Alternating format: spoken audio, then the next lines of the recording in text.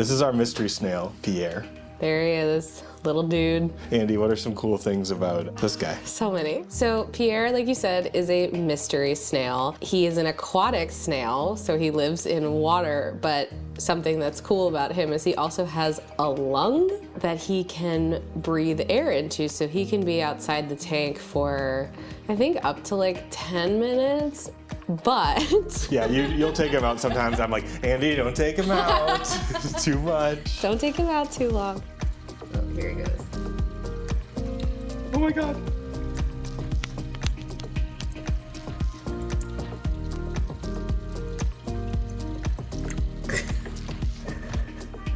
He spends a lot of his time climbing up the walls of the tank, and then once he gets to the top, he will try to find the water line with his antennas and also with his siphon, which is this insane snorkel that comes out of under his shell, like his one side, and it stretches all the way up like an arm. It's actually kind of shocking when it's fully extended. It's incredibly long. It's longer than you think it's gonna be. And then he pumps himself up with air. He usually does about 16 to 22 pumps. I typically count.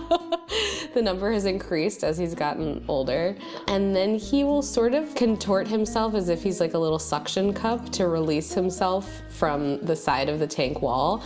And then he releases a bunch of bubbles and falls down like a little umbrella or parachute. Someone commented on a video that it's called para-snail. Yeah, they said I like to call it para-snail. We also like that. He will do dives from every surface that he can climb. And he spends pretty much all night doing it. If I come out here and turn on the lights at like 2 in the morning, I will usually catch him.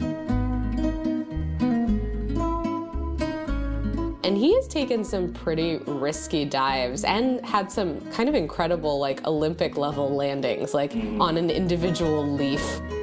Oh, he just stuck the landing on the leaf. Sometimes it's really majestic and sometimes it's just like, I'm just falling and seeing what happens.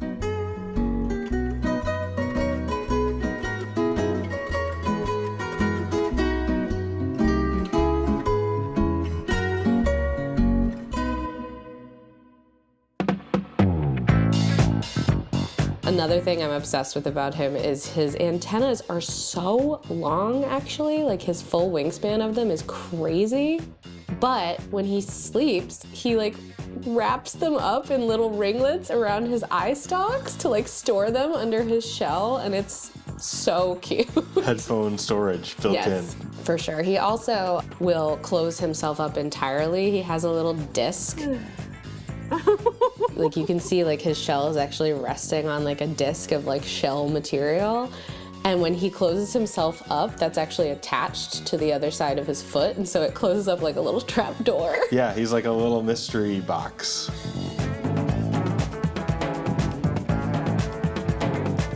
Other fun things about Pierre. He doesn't necessarily hang out with the other members of the tank, but everyone else in the tank loves to interact with him. Like Fogel's always curious about him and is always like prodding at him with his ventral fins, or as you called them recently, tongs. His tongs. Yep, he'll try to tongs him. Yeah. Also, all the Corys will try to eat off of him, and Rachel. She cleans him like a little car wash. It's like really funny. It's like really funny. Car wash. Really funny.